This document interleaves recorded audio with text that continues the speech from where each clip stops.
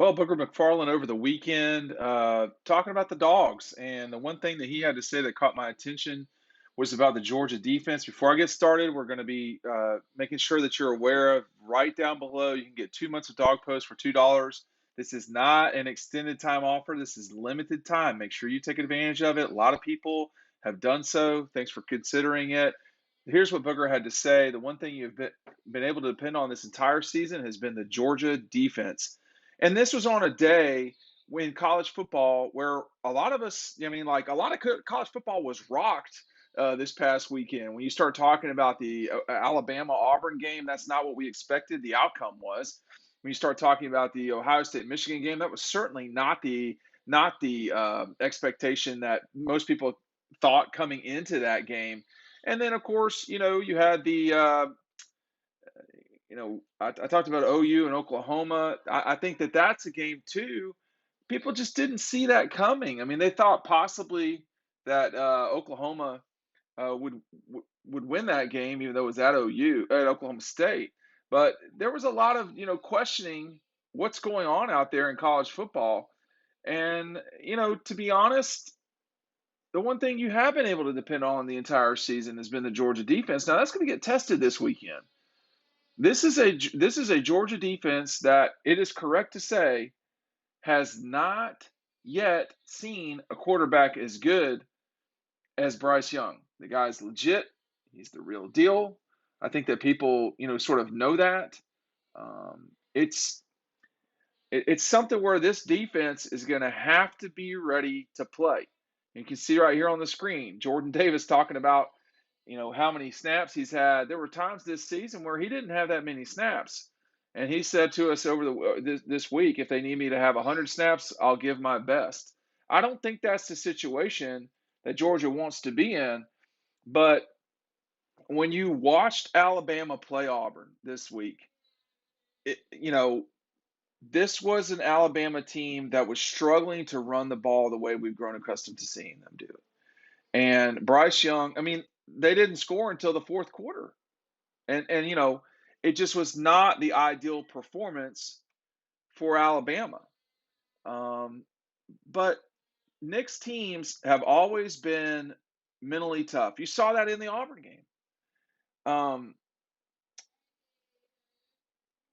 They come back in a game that they probably should have lost and won the game. And that speaks to their toughness, their mental toughness, which is more important than anything. Their talent, their gifts. They're playing with, backup running back and an offensive line that was really having a hard time against Auburn. When they strung it together in the fourth quarter, particularly on that last drive, get down and score to tie the game just to get to overtime. And they look like the better team in overtime, to be honest. And I know people say, well, how you could say, well, they look better to me in overtime. They look better to me than Auburn, whereas Auburn looked better the whole entire game, and didn't close it out. And that's just a thing.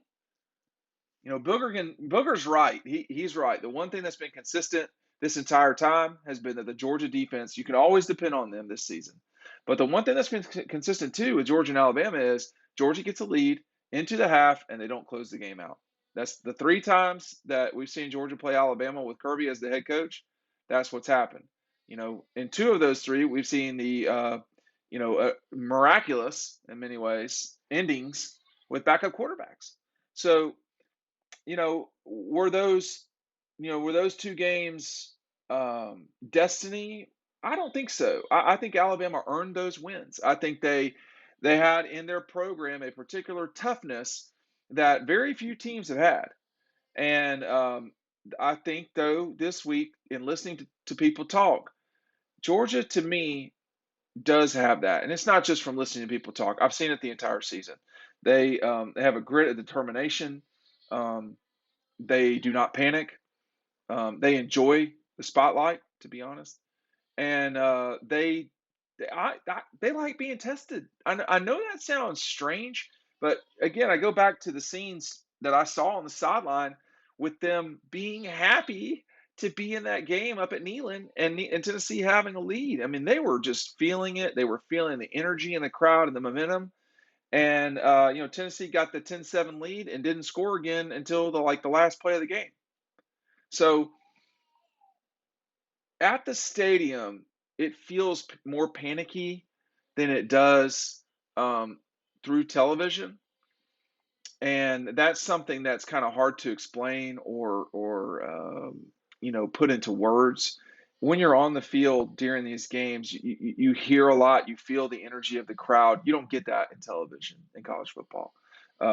It's a great college football TV does an unbelievable job, but you can't feel that one thing, and you can't feel the confidence and determination that we've seen from this Georgia defense. They simply, I don't know, I can't get into their mind and know what they're thinking, but it sure seems like they're thinking no one's going to score on us, period. And we've seen that in a lot of games. The Clemson game, the UAB game, Kentucky scored, but one of those scores was very late. I mean, Kentucky was one of the teams that had the most success against Georgia. And why did that happen? They have a very functional quarterback. They have a very good quarterback. And you've seen with the quarterbacks that have played Georgia who are sort of higher end, and I would say the Kentucky quarterback Levis is one of those guys. I say Hendon Hooker is one of those guys. And after that, Bo Nix had a hard time against Georgia, but he was functional for sure. Um, and the way Bo Nix plays might not be an ideal way to match up with this Georgia defense, but Bryce Young can make a lot of plays with his arms, or with his arm, excuse me.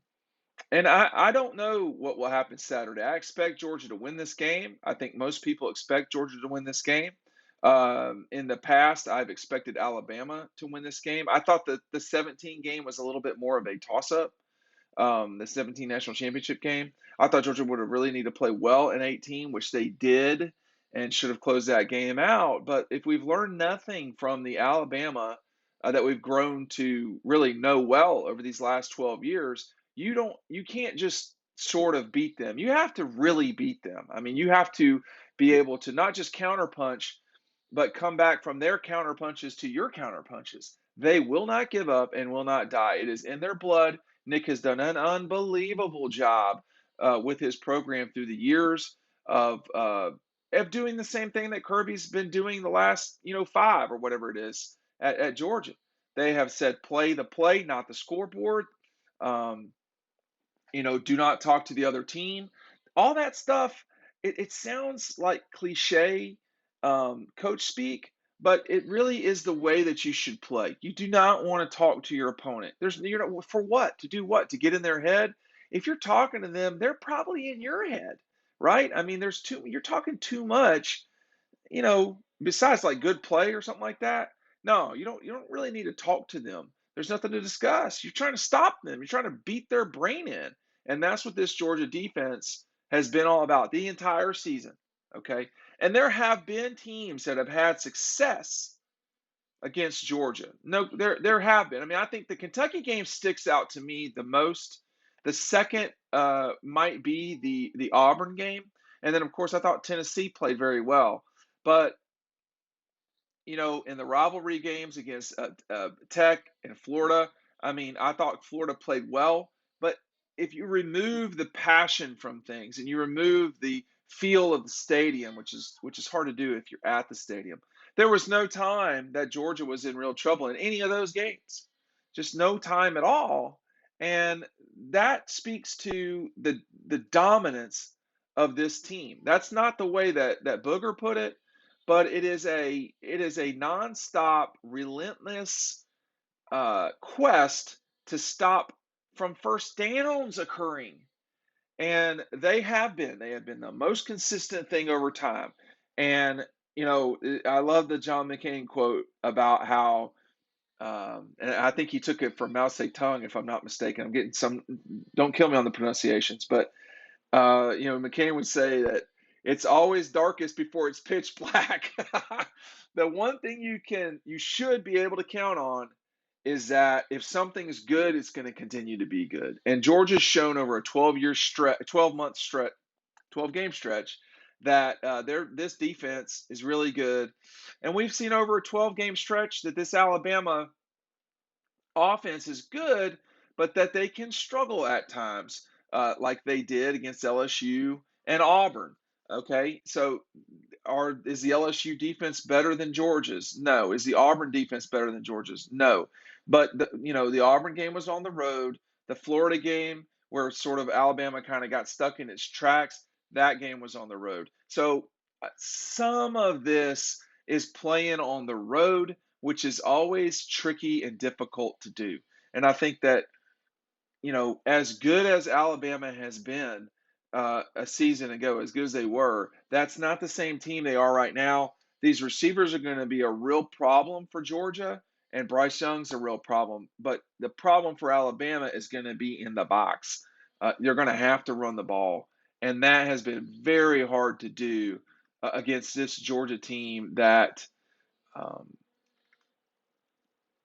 has been as dominant as we've seen defensively this decade. Well, obviously, and let's just say the last 10 years, and then comparatively speaking, perhaps to the 2000 Miami team and to the Alabama team of 2011. Um, Two of those three teams have something in common, which is Kirby Smart. So I think Booger's. I mean, I think he's got it right. This is a game where you can depend on the Georgia defense to come and play well. And that means the Alabama defense is going to have to absolutely shut Georgia down. That's going to be challenging to do against the number six defense, it's number six offense in the country. I'm just looking at my database of things here real fast. Georgia has allowed more than 100 yards rushing only a few times this season. They've only allowed more than 200 a couple of times passing. So this has not been an ideal situation for teams to deal with. UAB had a pretty good run game, 127. The Gators ran for, the Gators the Gators ran for 161, and then Missouri ran for 121. But neither of them got over 200 yards passing. It was this game right here, which I have to go back and see who it was, Auburn, where Auburn had 272 yards passing, but they couldn't run. So we've seen I think we've seen teams get over 300 yards against Georgia this season. Although the more I look at it,